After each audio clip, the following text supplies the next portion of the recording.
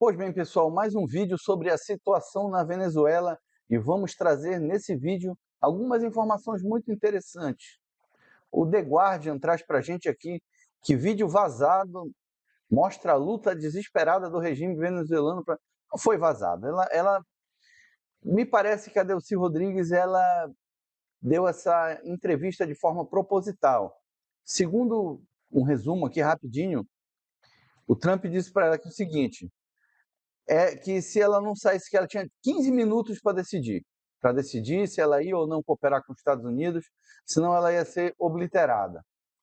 Essa é a áudio vazado revela que Delcy Rodrigues e remanescentes do regime venezuelano tiveram 15 minutos para decidir se cooperariam com os Estados Unidos ou enfrentariam a morte quando Maduro foi capturado. Porque, assim, uma operação feita da maneira que foi feita para tirar o Maduro, muito mais difícil.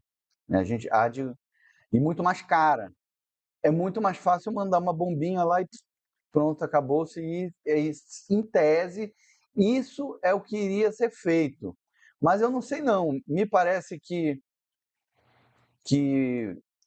ela está fazendo isso para jogar para o próprio time, porque o pessoal na Venezuela está achando estranho, né? Está aceitando tudo dos Estados Unidos tão rápido, e ela está com essa narrativa. Eu me chamo Rodrigo Carvalho e tu estás no canal Geomilitar Mundo.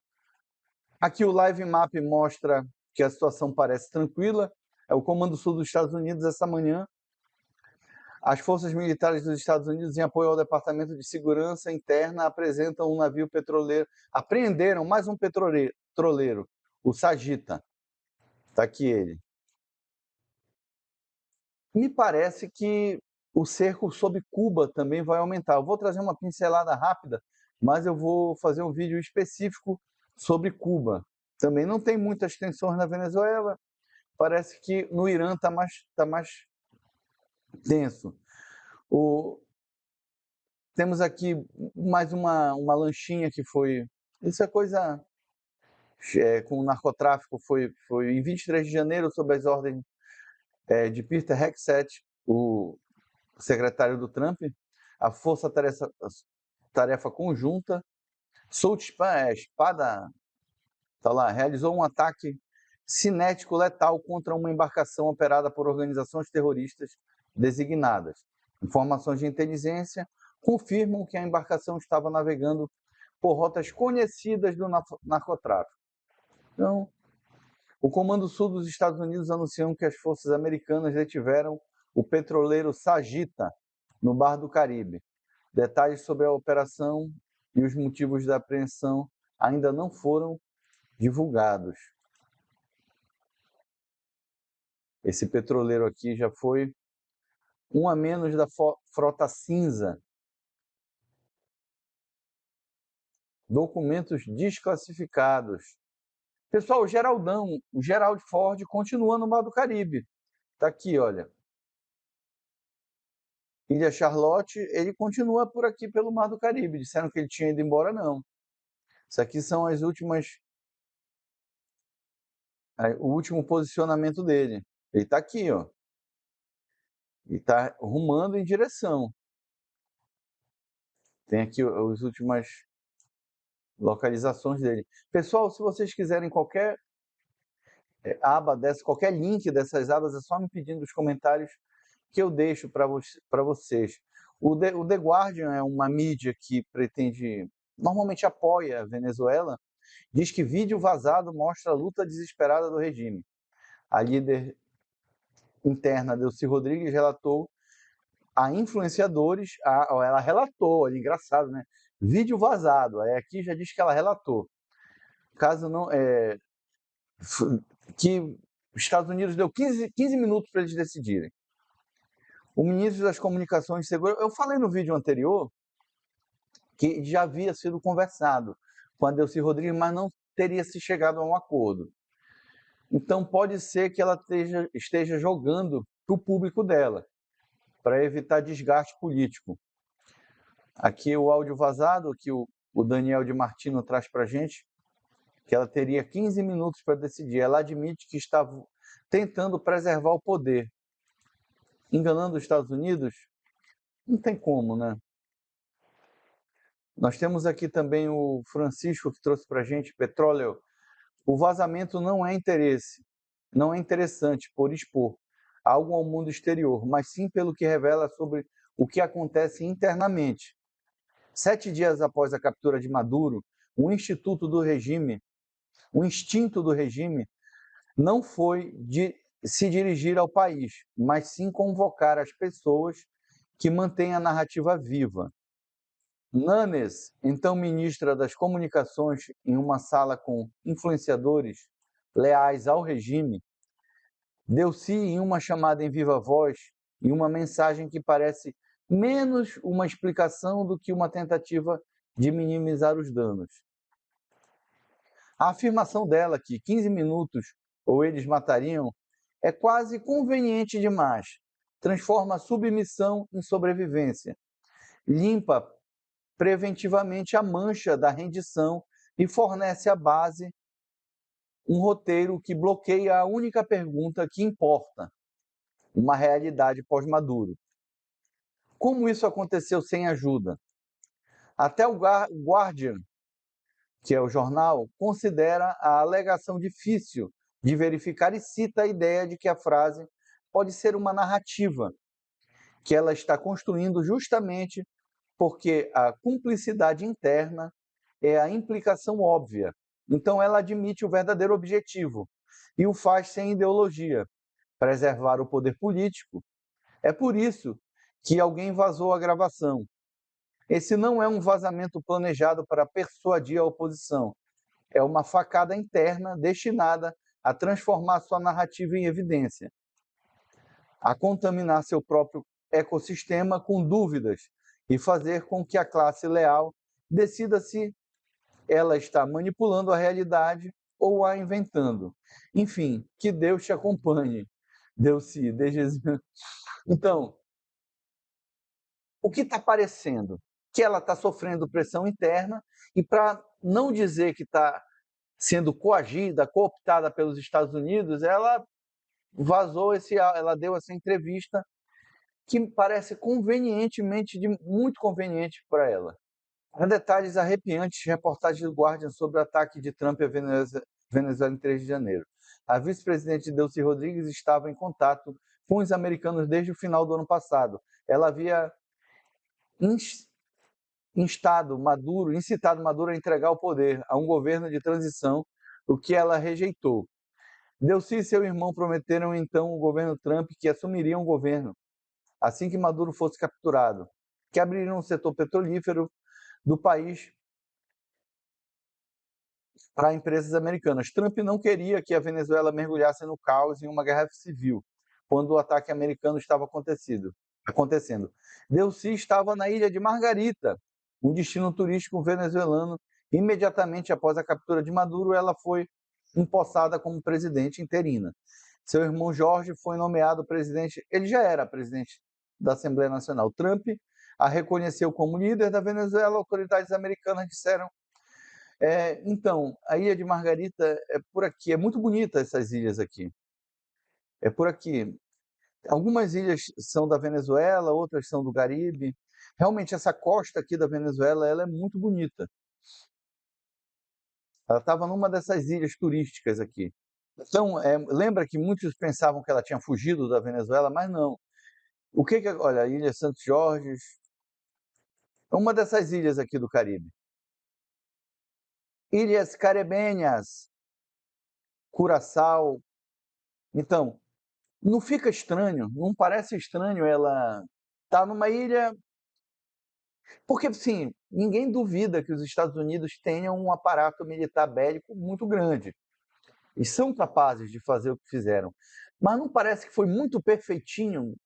Então, para a própria oposição e também para o próprio regime vigente, principalmente o próprio regime de apoio ao Maduro, fica parecendo que houve, por parte deles, de algum setor, alguma colaboração para que fossem direto no Maduro.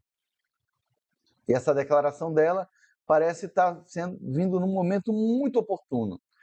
Tanto é que ela está aqui, olha, assessora de Trump na Venezuela A assessora de Trump na Venezuela, Delcy Rodrigues, diz que chega de ordens de Washington sobre os políticos na Venezuela. Delcy está brincando com fogo e vai se queimar. O que acontece? Ela está jogando para o público dela. Ela está tentando ser nacionalista. Apesar dela ser parte do regime, ela está tentando se desvincular de obedecer ordem. A gente sabe que todo país tem esse sentimento de soberania, soberania.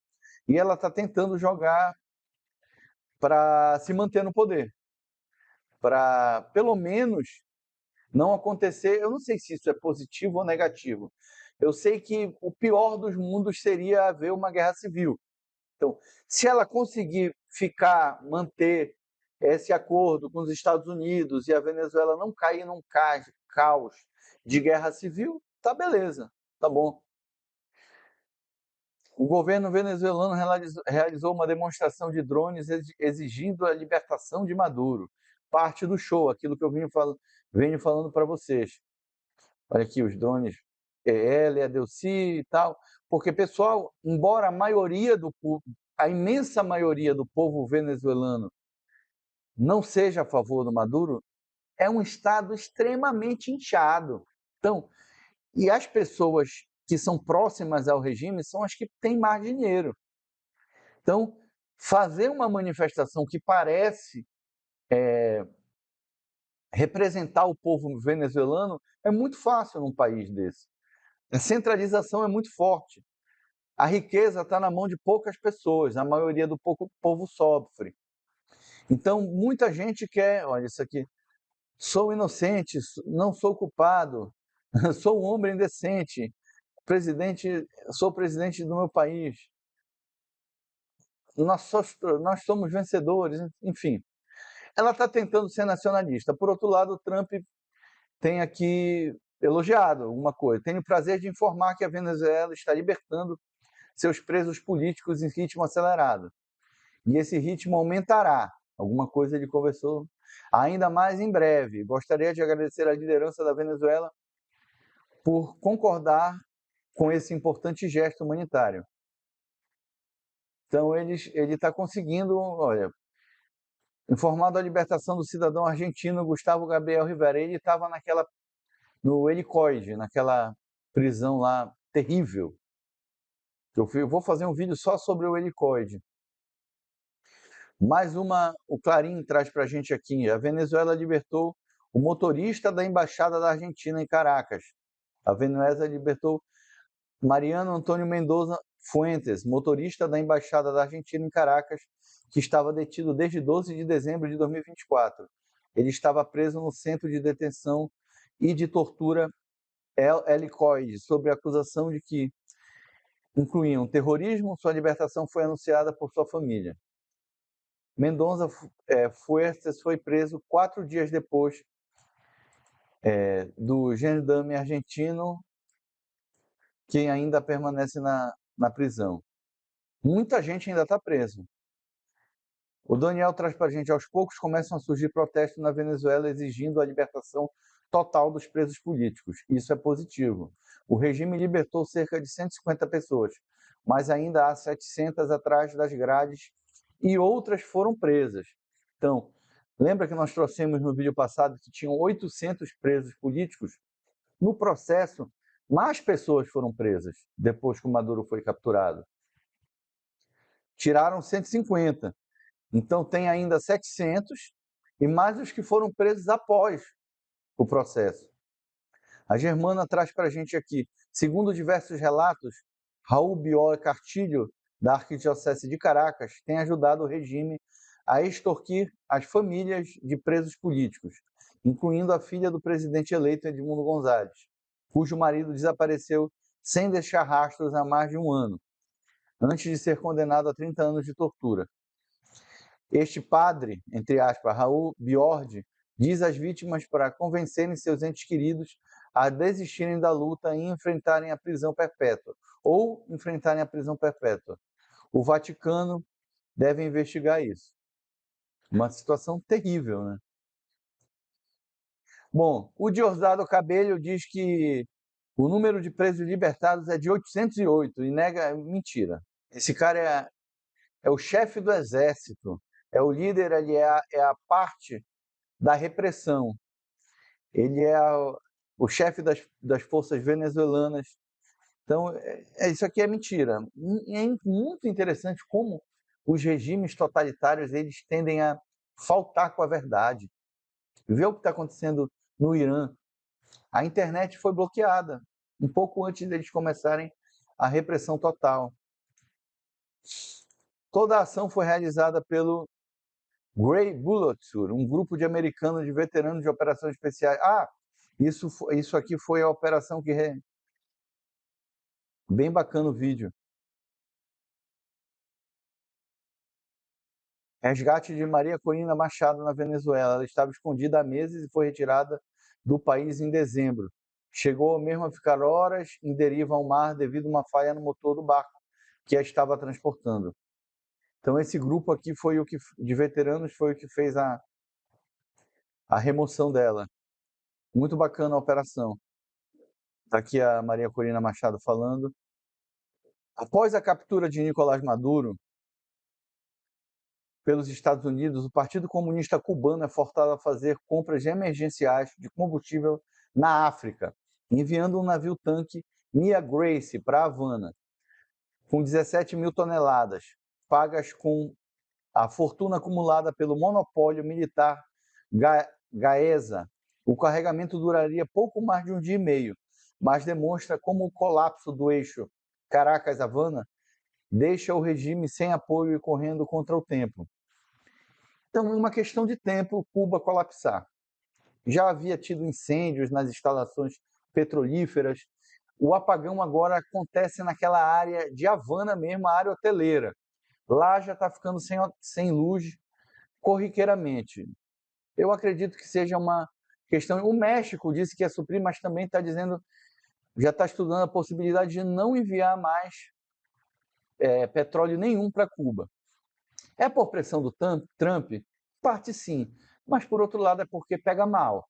Depois do que está acontecendo no Irã, qualquer país democrático ou que se diga democrático se aliar a ajudar ditaduras vai pegar muito mal. Nenhuma gota de petróleo com os ataques de Trump à Venezuela agravam a crise energética em Cuba. Nas últimas 2 semanas, Cuba voltou a ocupar um lugar central nas ameaças da Casa Branca após seu ataque à Venezuela. Assegurou que nenhuma gota mais do petróleo venezuelano chegaria à ilha. Então, as reiteradas ameaças de Washington tornaram-se constantes. Eu vou fazer um vídeo só sobre isso depois. Eu fiz um vídeo ontem sobre Cuba, eu vou deixar no card ao lado, mais detalhado. Aqui o México está considerando suspender as exportações de petróleo para Cuba. Venezuela era a número 1, o México era o segundo.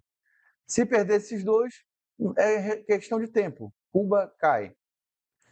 Trump estuda impor bloqueio naval em Cuba para impedir a entrada de petróleo de qualquer país, de qualquer lugar. Então, assim, meio que não tem volta.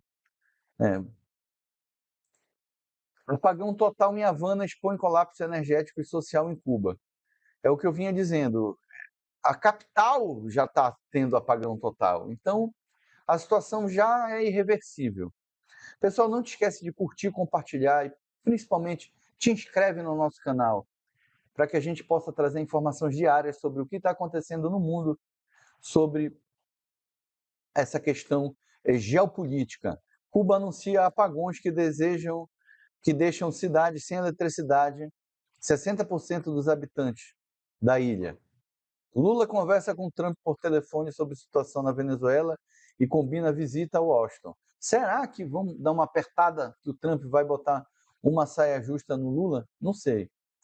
Com certeza ele vai lá para tentar defender. Obrigado por assistir esse vídeo até o final. Vou deixar um QR Code ao lado caso você queira apoiar o nosso canal. As tuas inscrições e as tuas curtidas no vídeo são muito importantes.